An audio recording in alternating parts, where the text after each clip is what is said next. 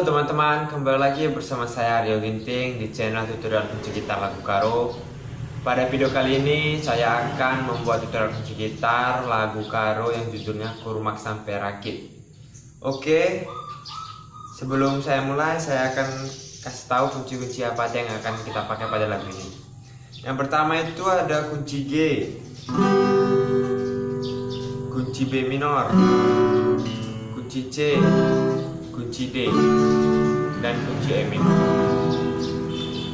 Oke teman-teman, langsung saja ke lagunya. Saya akan menyanyikan dari awal hingga akhir.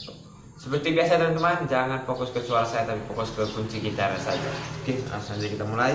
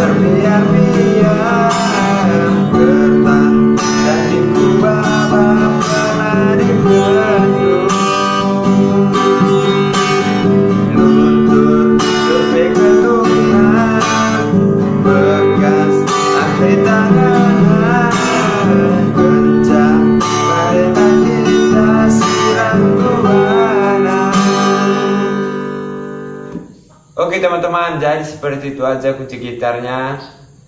Bila ada kritik dan saran silahkan komen di bawah. Dan jangan lupa like dan subscribe channel saya. Bujur semua juah kita grina, bujur.